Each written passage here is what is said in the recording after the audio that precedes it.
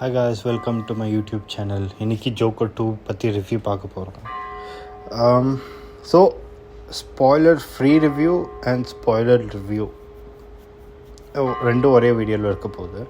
Spoiler review வரும்போது உங்களுக்கு சொல்கிறேன், இன்ஃபார்ம் பண்ணேன், அப்புறமா ஸ்க்ரீனில் போடுறேன். ஸோ உங்களுக்கு இந்த படம் பார்க்கணுன்னா, ஆனால் பார்த்துடாதீங்க. படம் பார்க்கணுன்னா உங்கள் தளபதி யாரும் மாற்ற முடியாது, போய் பார்த்துக்கோங்க. ஆனால் என்னடா படம் எடுத்து வச்சுருக்கீங்க? ஏண்டா இந்த படம் பார்த்து எனக்கு தலைவலி வந்துச்சு, உடம்பு வலி வந்துச்சு, ஜுரம் வந்துச்சு. மயிறு மாதிரி படம் எடுத்து வச்சுருக்கீங்க. அவ்வளோ வன்மம் வேணான்னு பார்க்குறேன். ஆனால் ஜோக்கர் 1 எவ்வளோ நல்லா இருந்துச்சு படம். ஆஸ்கர் வருதி படம், ஆஸ்கர்லாம் வின்னாச்சிடாது. அதனால ஜோக்கர் 2 இப்படி எங்களை ஜோக்கராக பண்ணி வச்சுருக்க. இப்போ சிம்பிளாக சொல்கிறேன், படத்தில் ஸ்டோரி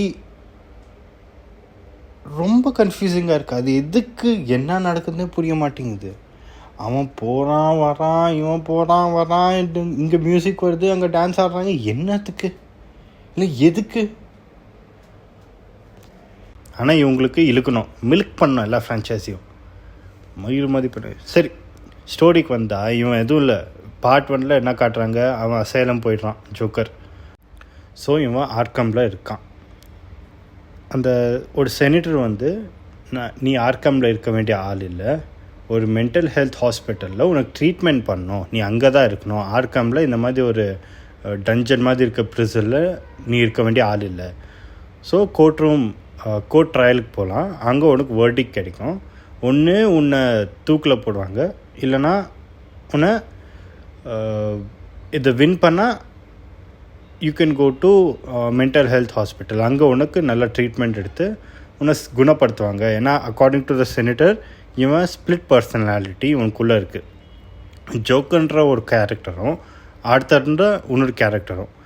ஸோ ஜோக்கர்ன்ற கேரக்டர் தான் இந்த கொலையெல்லாம் பண்ணுது, இந்த 5 கொலையும் பண்ணது அந்த ஜோக்கர்ன்ற கேரக்டர். நீ பண்ணதில்லை.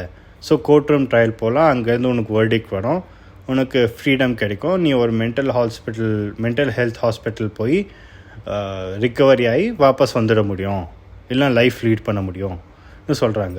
ஸோ இது ஒரு court room drama, Joker 2 sequel, musical number movie.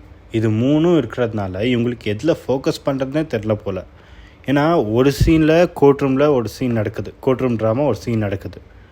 அப்படியே கட் பண்ணால் மியூசிக்கல் 2 பேரும் பாடிட்டுருக்காங்க. எல்லாம் ஜோக்கர் பாடுறான், இல்லை லேடி காகா பாடுறான். ஐயோ, பாடுறாங்க. எப்போ எனக்கு, நான் இது வரைக்கும் மியூசிக்கல் நம்பரோட மூவி பார்த்ததில்லை. ஆனால் இந்த மூவி பார்த்துட்டு ஜென்மத்துக்கு பார்க்கக்கூடாதுன்னு முடிவு எடுத்துட்டேன். எனக்கு கேவலமாக இருந்துச்சு. எனக்கு அவன் பாடுறதுக்கு வாயத்தோன்னாலே சும்மா ஆயிடுறா, அதுதான் தோணுச்சு. இதுதான் ஸ்டோரி. ஸோ எப்படி கொண்டு போகிறாங்கன்னா, இவங்க ஜோக்கர் பின்ன ஆர்த்தர், இவங்க 2 பேரும் டிஃப்ரெண்ட் கேரக்டர்ஸா இல்லை ஒரே கேரக்டரான்ற மாதிரி கொண்டு போகிறானுங்க. அதான் ஜோக்கர் 1 இவன் தான் ஜோக்கர்னு காமிச்சிட்டிங்களேடா, இது என்னடா புது விளையாட்டு? சரி, பேசிக்காக இதான் ஸ்டோரி. அவன் கோர்ட் ரூம் போகிறான், அங்கே இவன் பேசுகிறானா, இவனுக்கு அந்த ஃப்ரீடம் கிடைக்குதா, மென்டல் ஹெல்த் ஹாஸ்பிட்டல் போகிறானா, இப்போ ஆர்கம்லேருந்து இவன் தப்பிக்கிறானா, அப்புறம் ஆர்த்தர்ன்ற இவன் ஒரு கேரக்டர், பின்ன ஜோக்கர்ன்றவன் ஒரு கேரக்டரா, இல்லை 2 பேரும் ஒரே ஆளா? இதுதான் ஸ்டோரி.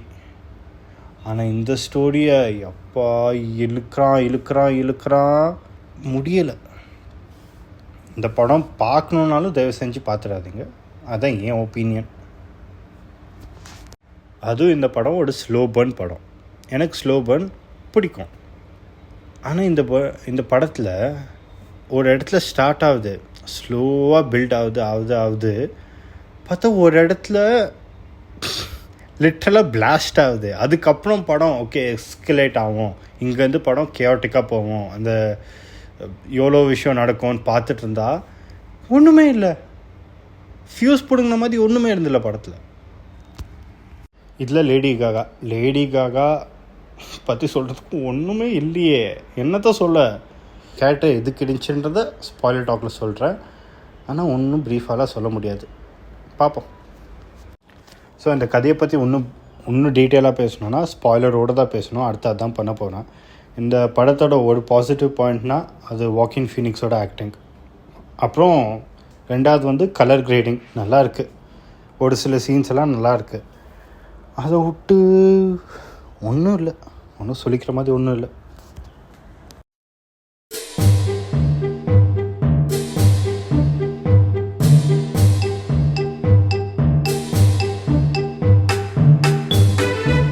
சரி, ஸ்பாய்லர் டாக்குக்கு வருவோம்.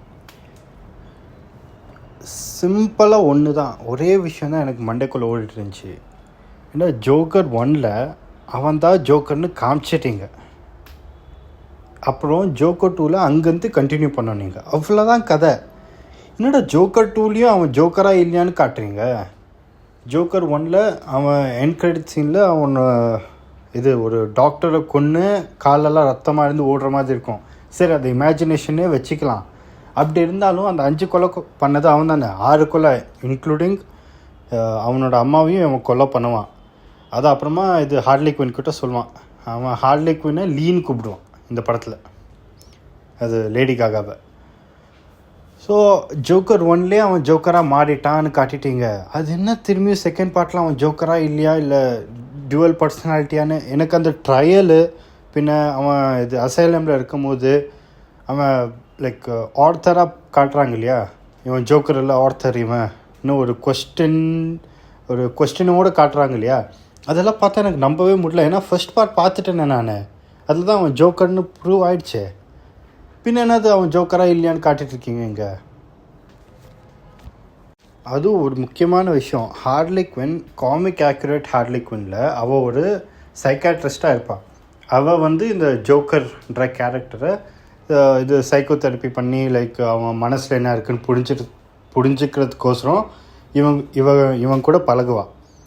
ஸோ அப்படி பழகும்போது இவளுக்கு லவ் வந்து ரெண்டு பேருக்கு நடுவில் ரொமான்ஸ் ஸ்டார்ட் ஆகிடும்.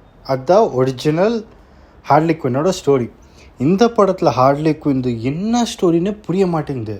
அவள் சைக்காட்ரிக் வார்டில் இருக்கா, வார்டு பியில், பின்ன ஆர்த்தர் வார்ட்ஸ் ஈயில் இருக்கான். அவள் ஒரு குரூப் சிங்கிங்கில் பாட்டு பாடிட்டு இருக்கா. ஒரு சீனில் அவள் என்ன சொல்கிறா, இல்லை நான் எங்கள் அப்பா அம்மா இருக்கும்போதே வீடை அடிச்சிட்டேன் அப்படின்னு ஒரு சீனில் சொல்கிறா. இன்னொரு சீன் என்ன சொல்கிறா, இல்லை நான் உங்ககிட்ட போய் சொன்னேன், எங்கள் அப்பா வந்து இவனுக்கு தெரிய வருது அது அவள் போய் சொல்லியிருக்கா. இவங்க அப்பா வந்து ஒரு டாக்டர், ஸோ வெல்த்தி ஃபேமிலியிலேருந்து தான் வந்திருக்கா. இவள் அசைலமுக்கு வந்துட்டு அவள் விருப்பத்தோடைய அசைலம் விட்டு வெளியே போயிட்டான். எதுக்கு வந்தா, எதுக்கு போனா புரியல எனக்கு. அதுவும் இதில் ஹார்லி குயின் சீன்ஸ் எதுக்கு இருக்குன்னே தெரில. அவள் என்னன்னா ஜோக்கரோட பெரிய ஃபேன்னு காட்டுறாங்க. ஸோ அதனால் இவளுக்கு லவ் வருது. அட் அ மூமெண்ட் அவளுக்கு தெரிய வருது இது ஜோக்கர் பண்ணதில்ல, ஆர்த்தர் தான் பண்ணது. அந்த கோர்ட் ரூம் சீனில் அவன் சொல்கிறான், இல்லை ஜோக்கர்லாம் எந்த கேரக்டரும் இல்லை, நான் தான் பண்ணேன், நான் ஆர்த்தர், நான் தான் இந்த கொலையெல்லாம் பண்ணேன்னு சொல்கிறான். அப்போது அது சொன்ன உடனே இவளுக்கு அந்த லவ் இன்ஃபேக்சுவேஷன் அவன் மேலே இருக்கிறது விட்டு போயிடுது. கேட்டால் இல்லை நான் ஜோக்கரை லவ் பண்ணேன், உன்னை லவ் பண்ணல சொல்லிட்டு அவள் போயிடுறா. பின்ன ஏன்ப்பா இவ்வளோ நேரம் பாடினேன், இவ்வளோ நேரம் பாடி எதுக்கு ஏன் கழுத்தை அறுத்த.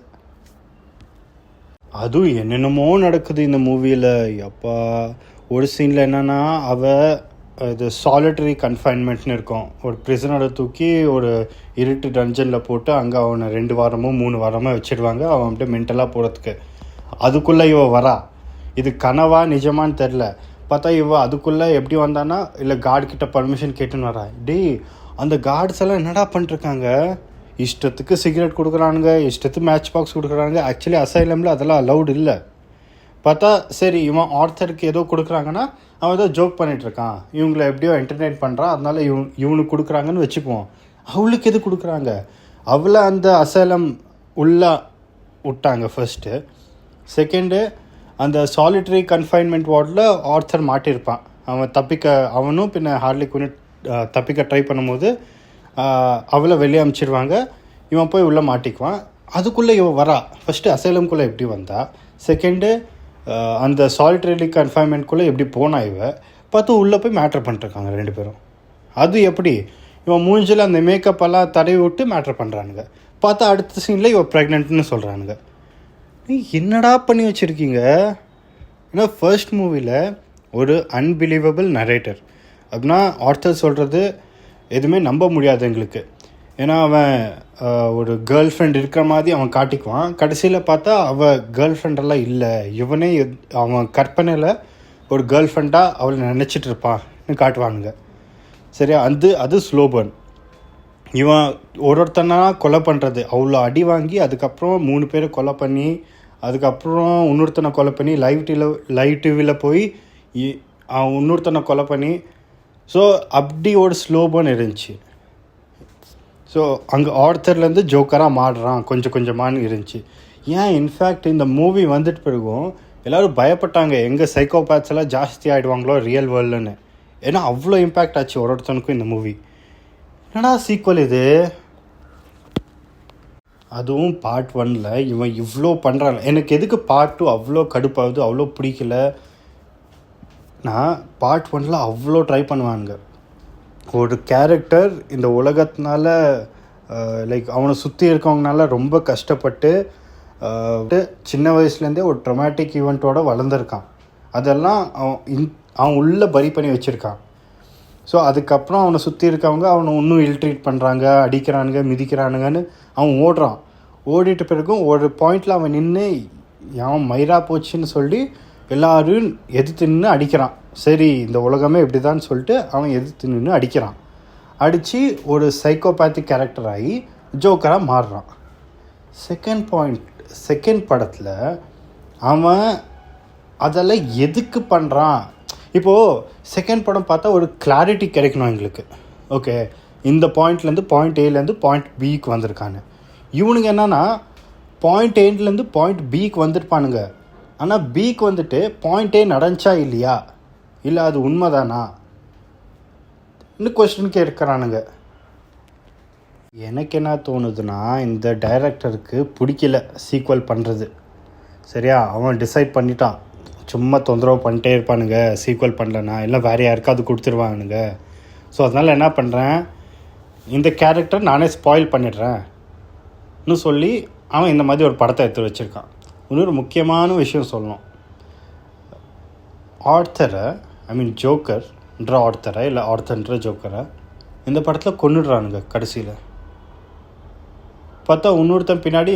ஸோ என்ன நடக்குதுன்னா, அவன் அந்த ட்ரையல் எல்லாம் முடிஞ்சு அவனே ஒத்துக்கிறான், இல்லை ஜோக்கர்லாம் எதுவும் பண்ணல, நான் தான் ஆர்த்தர், நான் தான் இந்த 5 கொலையும் பண்ணது, இன்ஃபேக்ட் 6வது கொலை எங்கள் அம்மாவையும் நான் தான் பண்ணேன்னு சொல்லிட்டு ஒத்துக்கிறான். எல்லோரும் இவனை இது எப்படி கொல்லணும், லைக் என்னது எலக்ட்ரிக் சேரில் போடணும்னு டிசைட் பண்ணிடுறானுங்க. டிசைட் பண்ணிட்டு வாபஸ் அசைலம் போகிறான் இவன். ஸோ அது இன்னும் ப்ரீஃபாக சொல்லணும்னா, ஏன்னா கோர்ட் ரூமில் இது நடக்குதா, அது நடந்து முடித்தோன்னே அவனை கன்விக்ட் பண்ணுறானுங்களா, அது சரி இவனை இது எலக்ட்ரிக் சேரில் போடணுன்னு அது சொன்ன உடனே பாம்பு பிளாஸ்ட் ஆகுது. ஸோ அந்த பாயிண்ட்லேருந்து ஓகே ஜோக்கர் வெளியே வர போகிறான், இனிமேட்டு யாரும் இவனை புரிஞ்சிக்க மாட்டேங்கிறாங்கன்னு நினச்சேன். பார்த்தா அவன் வெளியே வந்துட்டு ஒருத்தன் இவனை ரெஸ்கியூ பண்ணிவிட்டு காரில் ஏற்றிட்டு போகிறான். சூத்த மட்டும் போக வேண்டியது தானே. அந்த கார்லேருந்து இறங்கி ஓடிட்டு ஹார்ட்லி குயினை பார்க்க போகிறான்.